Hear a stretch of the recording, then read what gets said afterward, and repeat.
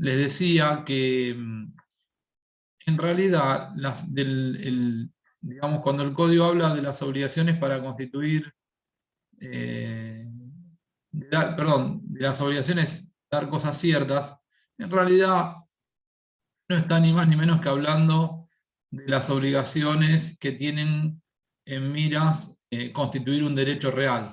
Esperen que...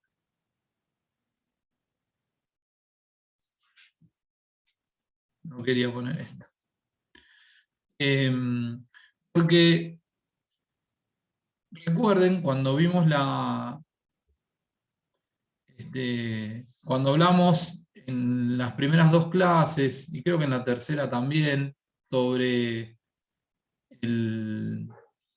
las diferencias entre derechos reales y derechos personales, ¿sí? Una gran, digamos, diferencia que tenemos entre unos y otros son que en los derechos personales las relaciones son, o más que las relaciones, los efectos de esas relaciones son relativos, es decir, solo las partes pueden exigirse el cumplimiento de las prestaciones. En el ámbito, es decir, yo no le puedo exigir a toda la sociedad el cumplimiento de una prestación que está a cargo especialmente o específicamente de una persona. En el caso de los derechos reales, la regla se invierte. Esto lo vamos a ver de las previsiones de los artículos 1882, 1884, 1887, 1892 del Código, que son los artículos que tratan la parte general de los derechos reales. La oponibilidad es absoluta, ¿sí? Es decir, el ejercicio de un derecho real es oponible o es exigible a toda la sociedad. Es decir, toda la sociedad está obligada a respetar el ejercicio del derecho real que yo tengo respecto de una cosa. Está, digamos, como para marcar una diferencia sustancial entre derechos personales y derechos reales. Pero, por otro lado, habíamos dicho, en términos de vinculación entre derechos personales y derechos reales, y en este sentido hago una salvedad. Cuando estamos hablando de derechos personales, consideramos incluida una de sus especies que son las obligaciones, ¿sí? Lo que pasa es que las obligaciones no es el único derecho personal que conocemos. Sí, quizás puede ser el más importante, pero no es el único. Entonces, dijimos que en las vinculaciones que hay entre derechos personales y derechos reales, una de ellas tiene que ver con que las obligaciones suelen ser una fuente de los derechos reales, ¿sí? Es decir, uno de los mecanismos por los cuales yo puedo adquirir un derecho real es a través de una obligación. No alcanza, porque el 1892 del Código va a exigir, yo diría el 1892 y el 1895 van a exigir otros requisitos, pero necesariamente necesitamos que uno de esos requisitos para adquirir un derecho real se vincule con una fuente, ¿sí? Cuando hablamos de fuente, estamos hablando de aquel acto jurídico que permite la adquisición o la constitución del derecho real, ¿sí? Por ejemplo, yo puedo constituir un derecho real a través de un contrato de compraventa, ¿sí? Cuando una parte se obliga, celebra un contrato de compraventa con otra, mediante el cual ésta se obliga a entregar una cosa, este es el acto jurídico que va a permitir la constitución del derecho real. Esto no va a alcanzar. Vamos a ver que vamos a necesitar otro requisito. Pero sí va a ser uno de los elementos necesarios. Por ejemplo, en materia específica de obligaciones, artículos 724 a 956, tenemos uno al que denominamos dación en pago. ¿Sí? Si yo, ¿han visto la dación en pago con el doctor Lovash?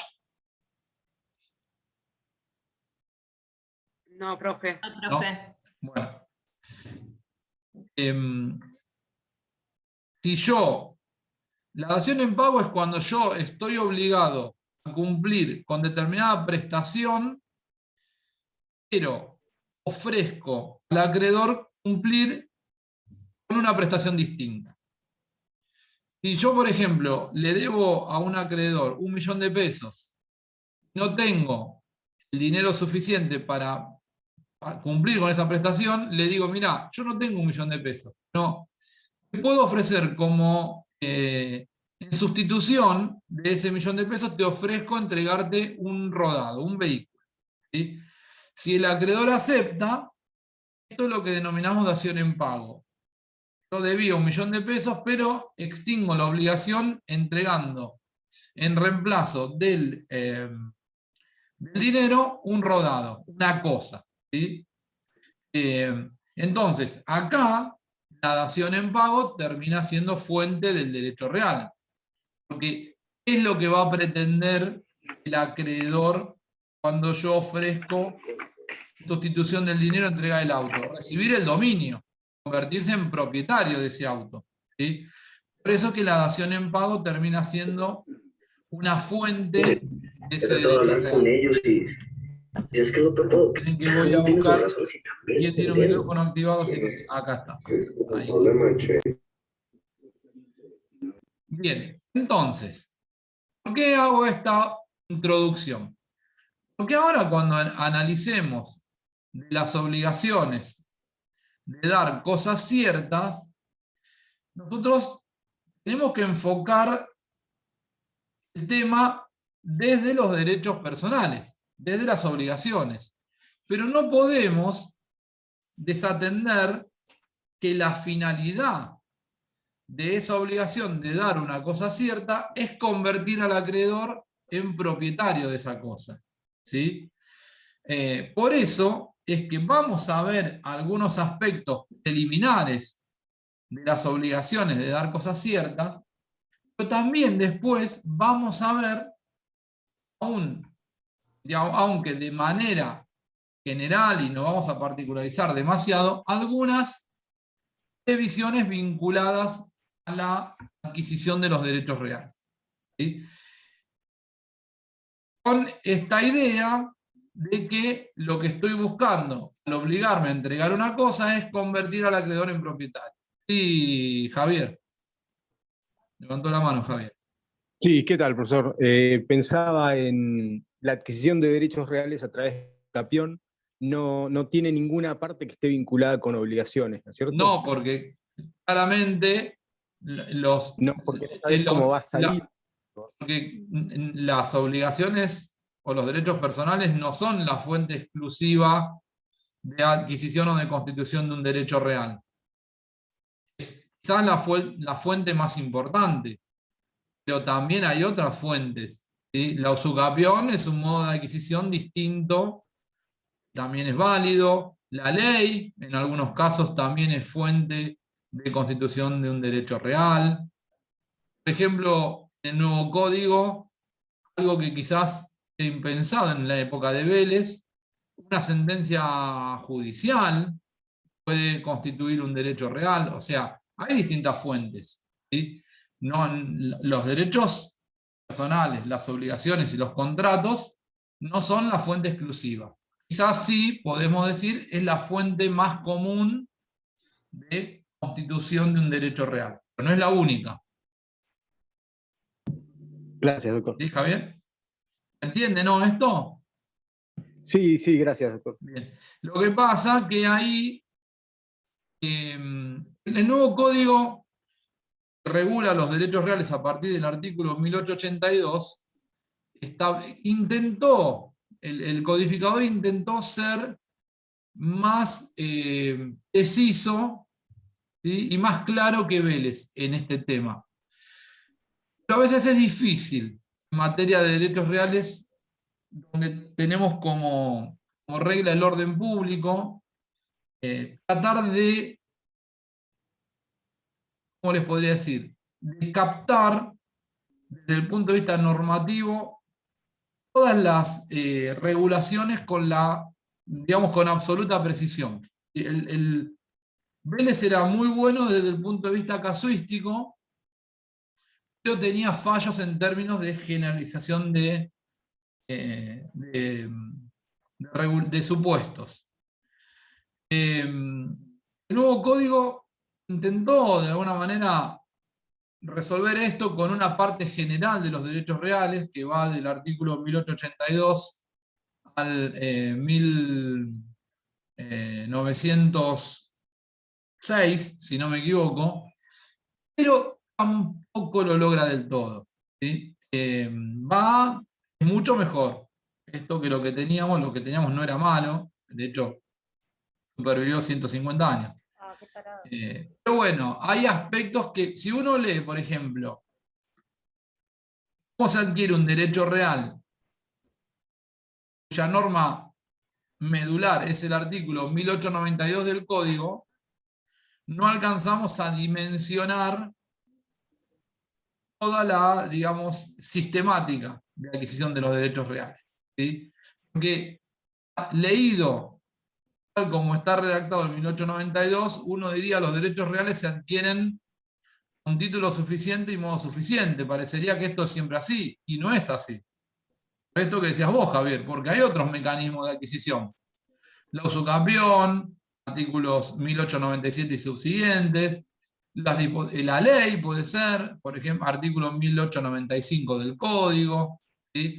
La sentencia judicial, como pasa en materia de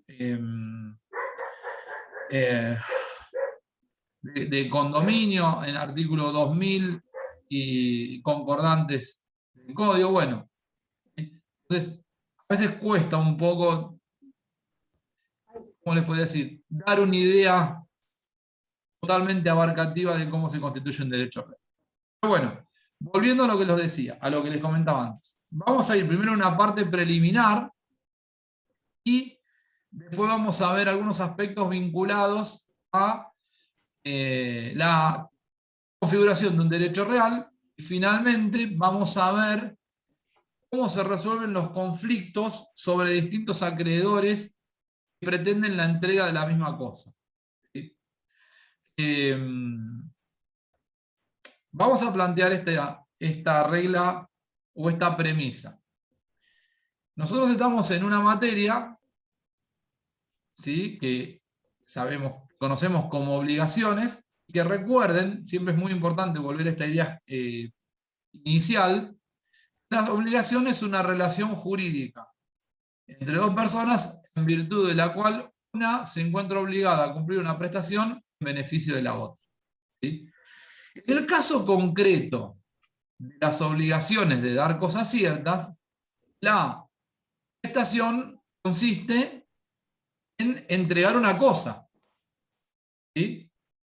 Las cosas, de acuerdo al artículo 16 del Código, son objetos materiales susceptibles de tener un valor, tienen una clasificación central que las divide en muebles e inmuebles, ¿sí? Las cosas muebles son aquellas que pueden trasladarse de un lado a otro, las inmuebles son las que no pueden ser trasladadas, ¿sí? Como un terreno, un edificio, ¿sí?, etc. Partiendo de esta idea, en el caso de las obligaciones de dar cosas ciertas, el deudor tiene el deber de entregar determinada cosa, ¿sí? Entonces, lo primero que tenemos que saber es qué responsabilidades y qué atribuciones tienen el deudor y el acreedor desde que nace para el deudor la obligación de entregar la cosa hasta el momento en que hasta el momento, perdón, en que el deudor entrega efectivamente la cosa al acreedor. ¿Se entiende esta idea? Bien, esto es importante porque voy a poner dos hipótesis. Yo celebré un contrato de compraventa. ¿Sí? Establezco en ese contrato, el contrato de compraventa se celebra hoy, que es 3 de mayo de 2022. Y en ese contrato pactamos que yo voy a entregar la cosa de esa venta el día 30 de mayo de 2022. Entonces, lo que necesitamos saber, y que es lo que va a regular el código, es qué sucede en ese periodo de tiempo entre la fecha en que asumí el compromiso de entregar la cosa, 3 de mayo de 2022, y el momento en que tengo que entregarla, el 30 de mayo. ¿Sí? Otra hipótesis sería, soy un sanatorio, por ejemplo, ¿sí? Perdí un juicio por mala praxis y entre las condenas incluidas en la sentencia, el juez dice que yo como, digamos, titular del nosocomio debo entregar al acreedor, que sería en este caso un paciente, una prótesis, ¿sí? Para la rodilla izquierda de la persona que se encuentra dañada. Lo mismo, desde que nace la obligación de entregar, establecida en la sentencia, hasta que efectivamente se entrega, lo que necesitamos saber es cuáles son las responsabilidades y atribuciones de las partes. ¿Sí? De allí lo vamos a encontrar normado, por un lado, digamos, a partir del artículo 755 del Código, pero también vamos a tener algunas normas dentro de los contratos, ¿sí? Y particularmente, yo le dije 755, no, perdón, 752. Y también vamos a encontrar algunos preceptos dentro del contrato de compraventa que pueden ser útiles. ¿Sí? Hay una, ¿Por qué no cambias de canal o bajas el volumen? Por fin? hay una, hay un aspecto que debemos tener especialmente en cuenta. Mientras el deudor no haya entregado la cosa, Ponete el espejo también. miren chicos que voy a buscar a ver quién está hablando. Ay, perdón, era yo, pensé que estaba Ah, muteada. Le estaba diciendo a mi hija no. que me baje la tele Sí, porque no no escuchaba. estás muteado. Ahí está. Bueno, les decía que mientras la cosa esté en poder del deudor, es decir, que no la haya entregado efectivamente al acreedor, el deudor sigue siendo el dueño. ¿Sí? Es decir, que es él quien tiene a su cargo la conservación, ¿sí? Y el buen estado de la cosa hasta el momento de la entrega efectiva. Esto quiere decir que debe entregar la cosa en las mismas condiciones en las que se encontraba la cosa al momento de la celebración del acuerdo o al momento en el que nace la obligación de entregar la cosa. ¿Sí? Si se trata de un inmueble y el inmueble, por ejemplo, estaba en buen estado de pintura, ¿sí? Y un mes después resulta que se hizo una reunión antes de la entrega de la cosa y las paredes quedaron manchadas, el deudor debe adoptar las medidas necesarias para que las paredes estén en las mismas condiciones el día que va a entregar la cosa al acreedor. ¿Sí? De no ser así, el acreedor tiene dos alternativas. O puede rechazar la entrega de la cosa, dando por concluido el contrato, o puede pedir una disminución del valor en razón de digamos, los daños que presenta la cosa al momento de la entrega y que no se encontraban cuando la obligación fue asumida. Ahora,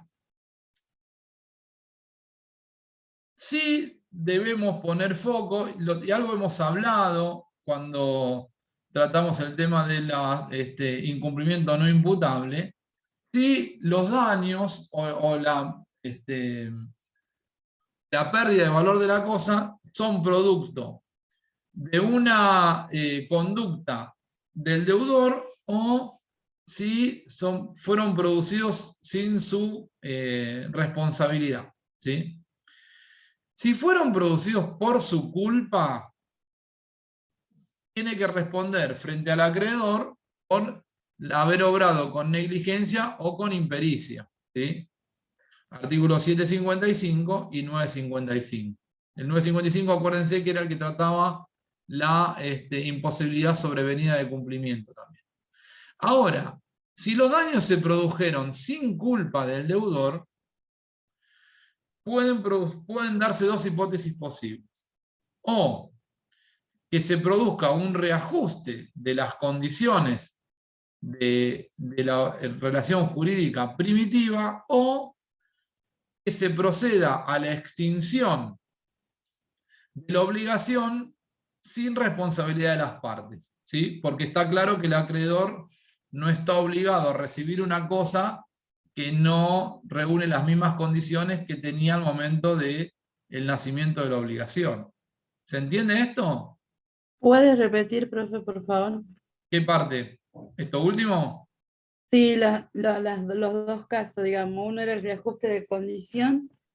Uno es el reajuste de las condiciones establecidas al momento de nacer la obligación, y la otra es la posibilidad para las partes de dar por rescindida, extinguida la obligación sin culpa, ¿sí? Porque en realidad no fue un obrar negligente del deudor el que produjo los daños en la cosa, sino que fue, digamos, un hecho fortuito. ¿Sí? Ahora, digamos, hay que tener atención, hay que prestar atención a algunas hipótesis. Si, por ejemplo, la obligación de entregar la cosa fue producto de un contrato de compra-venta y el comprador ya había pagado el precio y la cosa, digamos, fue dañada o se encuentra dañada sin responsabilidad del deudor, el acreedor puede dar por resuelto el contrato de compra-venta, pero tiene derecho a exigir del deudor la restitución del precio que hubiera pagado. ¿Se entiende? Porque si no, tendríamos una hipótesis de enriquecimiento sin causa en favor del deudor. ¿Se entiende? Sí, sí. Profe, ahora sí. Profe, Sí. una consulta. Sí. Cuando dice la restitución de lo que hubiera pagado o la restitución de lo que pagó. Bueno, lo mismo. No, porque si es lo que hubiera pagado significa que todavía no pagó. Entiendo yo. No. Estamos hablando de que ya hubo un pago efectivo de parte del deudor hacia de parte del acreedor hacia el deudor. Ok, listo, gracias. ¿Sí? No, si no pagó, está claro que al extinguirse la obligación, él no va a pagar el precio y el deudor no va a entregar la cosa. ¿Sí? O sea, ustedes recuerden que una regla general, esto igual después lo van a ver cuando cursen contratos, una regla general en materia de contratos es que la extinción del contrato, ¿sí? Extinción donde todavía quedan obligaciones pendientes de cumplimiento, hace que las partes deban restituirse lo que mutuamente se hubieran entregado. ¿Sí?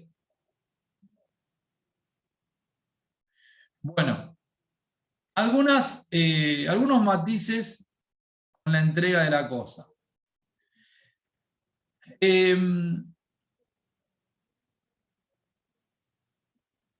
Cuando estamos frente, digamos, las cosas se pueden entregar de distintas maneras según sea una cosa mueble o una cosa inmueble. Una cosa mueble, en términos generales, se entrega, vamos a decirlo, para que se entienda, de mano en mano. ¿Sí? Yo vendo un libro, le entrego el libro al comprador. Vendo un auto, le entrego el auto, le entrego la llave del auto al comprador que ingresa al vehículo y lo empieza a circular. Ahora, en el caso de los inmuebles, esto no es materialmente posible, porque yo no puedo sacar un inmueble, un edificio del piso, y dárselo en mano al acreedor, ¿sí?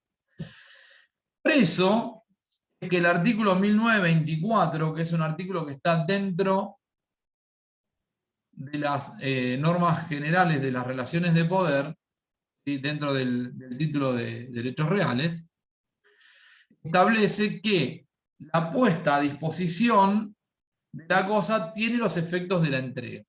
¿Sí? ¿Qué quiere decir esto? Que cuando el deudor realizó actos materiales que permiten poner al acreedor en posesión de la cosa, esa actividad desplegada por el deudor tiene los efectos de una entrega. ¿Sí? Voy a poner un ejemplo. Perdón, ¿puede repetir? Sí. Los actos materiales.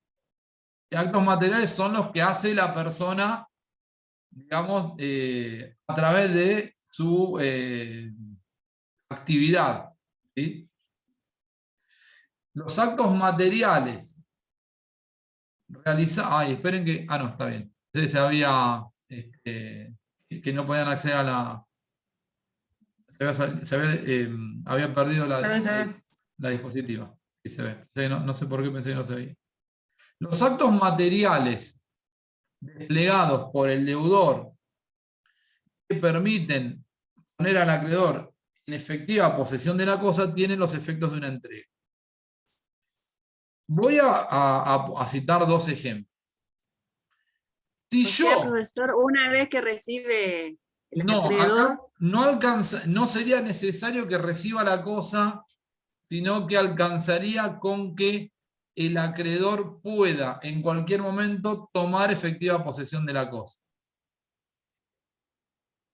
por ejemplo, si uno está pagando un terreno, por ejemplo, uno Serían está los pagando inmuebles. un cuoto, un terreno, Iba a ponerle dos ejemplos para que se entienda esto. Supongamos que yo compré un reloj, ¿sí? Y como era un reloj muy caro y no estaba en la relojería, pagué el precio y el acreedor, el deudor, es decir, el dueño de la relojería, me dice: el reloj va a estar a tu disposición a partir del día 10 de mayo de 2022. ¿Sí? Llega el 10 de mayo de 2022, el acreedor no va a la relojería a retirar el reloj, el deudor le envía una carta documento y le dice: se le hace saber que a partir del 10 de mayo, en el horario de 9 a 18 horas, en el local de la calle tal, se encuentra a su disposición para su retiro el reloj por usted adquirido bajo tales características. Bueno, esa puesta a disposición tiene los efectos de una entrega. A partir de ese momento, libera al deudor de cualquier contingencia que se produzca con esa cosa, ¿sí? Porque es el acreedor quien está siendo remiso en el retiro. ¿Sí?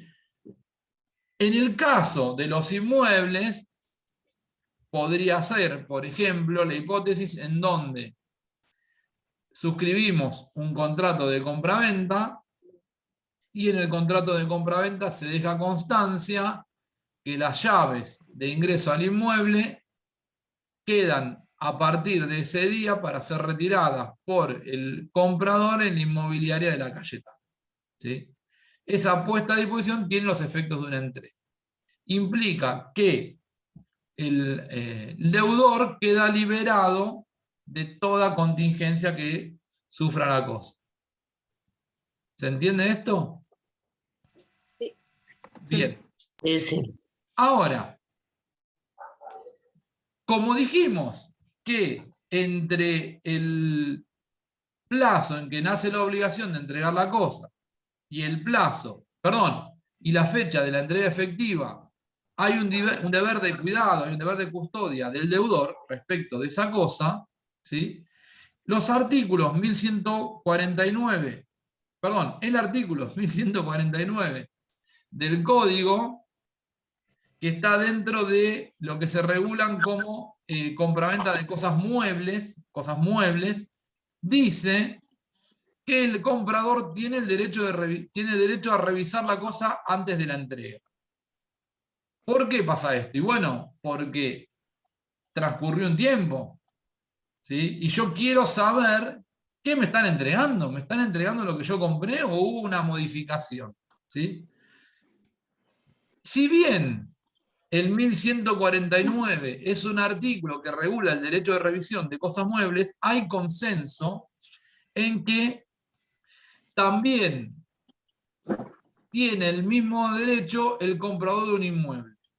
El comprador de un inmueble también tiene el derecho de revisar la cosa antes de la efectiva entrega, ¿sí? Más allá de que no haya una norma específica que regule este supuesto. ¿Sí? Sí. Bien. ¿Qué pasa con el régimen de frutos y productos? ¿Se acuerdan la diferencia entre frutos y productos? Bueno, se los digo rápidamente. Los frutos son aquellos... los frutos son aquellas cosas que genera la cosa y que se renuevan periódicamente, ¿sí? Por ejemplo, un árbol, un manzano genera manzanas, yo saco las manzanas y el árbol vuelve a producir más manzanas, ¿sí? O vuelve a generar más manzanas. El producto son aquellas cosas que una vez desprendidas no se renuevan, ¿sí? Por ejemplo, una mina, ¿sí? Una mina de cuarzo, por ejemplo, chicos, ¿quién tiene el micrófono activado? A ver si puedo encontrar. Lucas Páez decía. Ya está, ya se silenció, profe. Una mina de cuarzo, por ejemplo, una vez que yo extraje el cuarzo, ya no se renueva. Digamos, queda reducida a lo que queda después digamos, de la extracción, ¿sí? Esa es la diferencia entre frutos y productos. Por lo tanto, una vez que nació la obligación, vamos a los productos, que es digamos, la resolución más sencilla. Una vez que nació la obligación de entregar la cosa, desde ese momento en adelante, el deudor no puede extraer los productos de la cosa, porque la dejarían disminuida. Y en consecuencia estaría entregando al acreedor algo distinto de aquello a lo que se obligó. ¿Se entiende? En el caso de los frutos, como el deudor sigue siendo el dueño de la cosa hasta el momento de la efectiva entrega... Profe. Espérame que termino esto. Hasta el momento de la efectiva entrega, todos los frutos que se vayan devengando los puede percibir. ¿Sí? Y los frutos que se devenguen a partir de la entrega de la cosa corresponden al acreedor. ¿Sí? Bien, ahora sí te escucho. No, era con respecto a lo anterior, que un ejemplo sería cuando yo vendo un vehículo, que lo vendo y lo tengo que entregar tal cual, vino y lo vio el comprador y no puedo después retirarle todo lo que yo le había puesto, todos los chiches y los accesorios, lo tengo que entregar tal cual. Claro, en realidad todo eso, ¿sabés de dónde va a surgir? De la obligación, de lo que hayan establecido entre deudor y acreedor. Ah, bien. Vos podés, en el vehículo, por ejemplo, es un ejemplo absurdo, pero el vehículo tenía unas guardas medio llamativas, ¿no? En las puertas. Vos podés decir, las guardas no forman parte de, no, yo las voy a retirar antes de entregar la cosa. Si se pactó de esa manera, vos vas a entregar el vehículo sin esas guardas. Si no se pactó eso, lo tenés que entregar en las mismas condiciones en las que se encontraba el rodado al momento de nacer la obligación. Vamos a hacer una cosa, porque nos queda menos de un minuto. Salimos, así más o menos con esto queda cerrada esta etapa preliminar y nos volvemos a conectar.